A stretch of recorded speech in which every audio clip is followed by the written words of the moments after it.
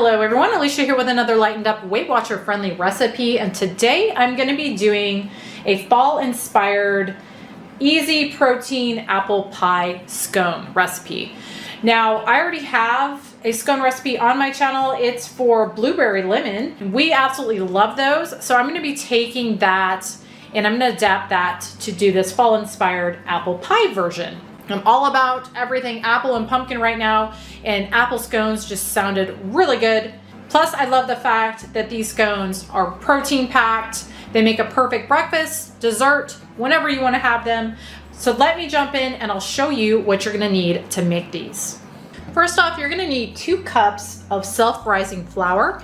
And then to bump up the protein in these, I'm gonna be adding some of this Isopure zero carb protein powder, 1 scoop, or the serving size, which is 31 grams. You can use whatever type of protein powder that you prefer. This is just our preferred protein powder. You can also omit this if you want, but it does up the protein a little bit, and so I like adding that to my scones.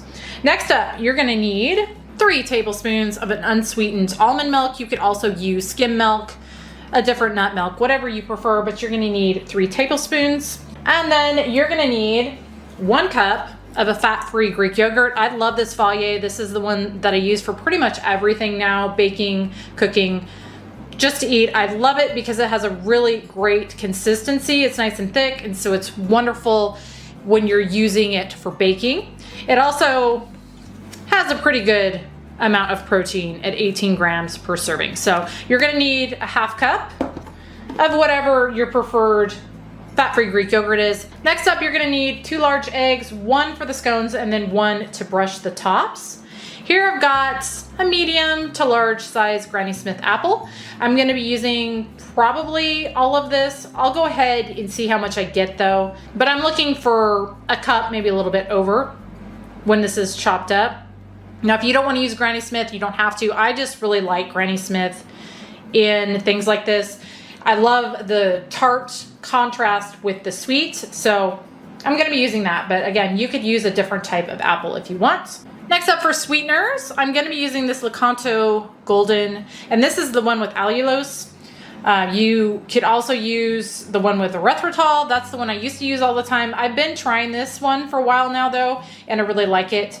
But you are gonna need 4 tablespoons or 1/4 cup of a golden no-calorie sweetener. You're gonna need a tablespoon of a classic no-calorie sweetener. And again, I'm going with the Lakanto Monkfruit with allulose. Next up, you're gonna need 2 1/4 teaspoons apple pie spice, and this is divided between the scones and then the topping on them. As I always mention, I do have a video where I show how I make my own apple pie spice, also pumpkin pie spice. I just like making my own because it's a lot cheaper and it's pretty easy to do. But if you don't have apple pie spice, you don't want to make it, you could also use cinnamon instead. I'm going to be using 1 teaspoon almond extract, and then finally a tablespoon baking powder. And that is everything that is in this, so let me get it started.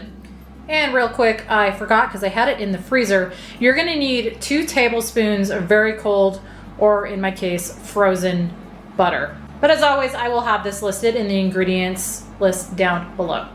First thing is I've got my oven preheating to 425 Fahrenheit. And so now I'm gonna take my apple and I'm gonna get this sliced up, and then I'm gonna cut all my individual slices into little pieces. And I'm just leaving the skin on mine. If you want to peel yours, you can, but I kind of like to leave the skin sometimes in things like this because it makes it have more of a little bit of a rustic feel. So I'm going to take all these and I'm going to just kind of chop them into little pieces.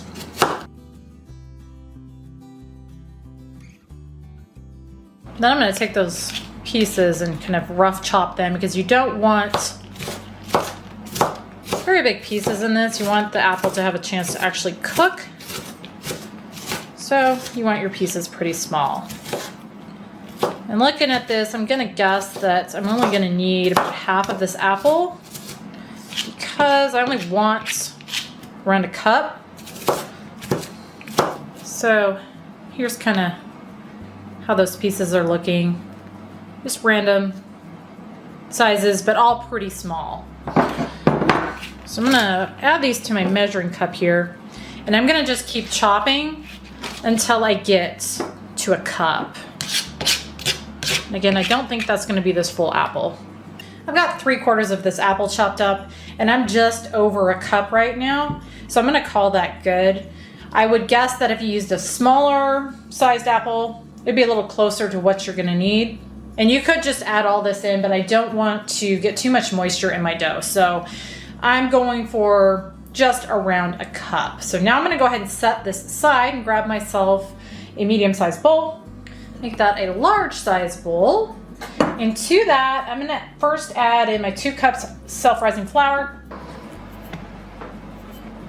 scoop of protein powder, 1/4 cup golden or brown sweetener, tablespoon baking powder, and 2 teaspoons apple pie spice. And I'm gonna just stir all of that together really well. Let that all stir together. So now I'm gonna grab a medium-sized bowl. I'm gonna add in 1 of my eggs, my cup of fat-free Greek yogurt, 3 tablespoons almond milk, and teaspoon almond extract. And I'm gonna whisk that until it is all combined. All right, and I'm gonna set that aside. So to my flour mixture, I'm gonna add my frozen butter.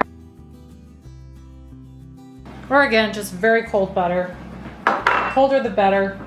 And that's just gonna make it so that as these bake, that butter is gonna melt and it's gonna release steam, which is gonna create little air pockets and make these flakier than they would be otherwise. So now what I'm gonna do is I'm gonna just take a pastry cutter and I'm gonna work that butter into my flour mixture. And I'm gonna just keep doing this until I get little pieces of butter, like pea-sized pieces of butter in here. If you don't have a pastry cutter, you can use a fork or whatever just to kind of get that butter chopped up in there.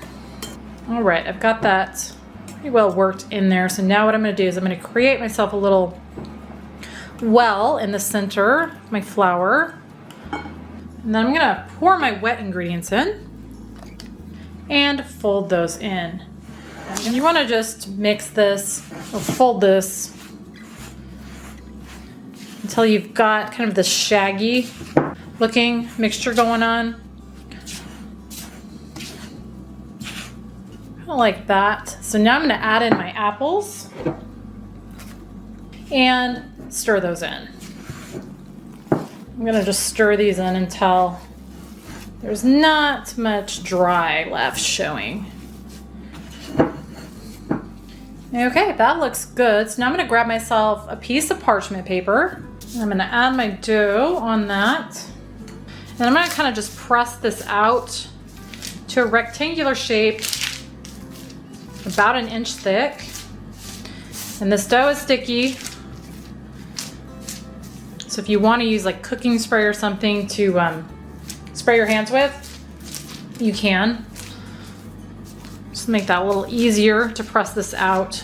So now what I'm gonna do is I'm gonna take one side, I'm gonna fold it to the middle. Do the same with the other side. And then press this out the other way. You don't really wanna work this dough too much, so there's really no kneading. And doing this just kind of makes that to where you're working the dough minimally. My hands are getting really sticky, so I am gonna go ahead and grab myself some cooking spray to finish these off. So just spray your fingers and then press this out again to about 1 inch thick or so. And using that cooking spray does help a lot to keep this from sticking as much. So I'm gonna spray my other hand. And we're gonna do the same thing. Fold the one side over the middle and then the other side. And press this out one more time. And I'm gonna just do mine in a rectangular shape. You can do this in a round shape if you want. So you have more of the traditional shaped scone. And I'm gonna just cut this in half, half again, and then half again.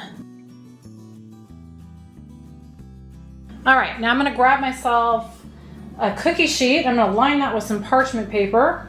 Got my cookie sheet here lined with a piece of parchment paper, and then I went ahead and sprayed the top of that with more cooking spray. And this is just a 1/4 sheet pan.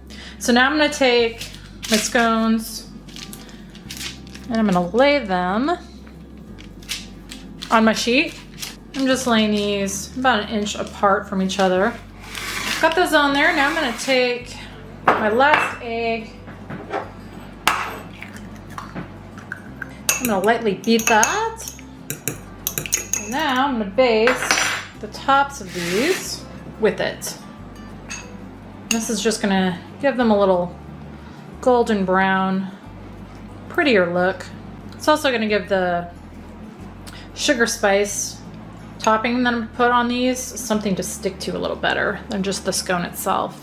And then in another container or small bowl, I'm gonna add in my tablespoon of the classic sweetener and 1/4 teaspoon apple pie spice. Give that a stir, and then I'm gonna just sprinkle this on the tops of my scones.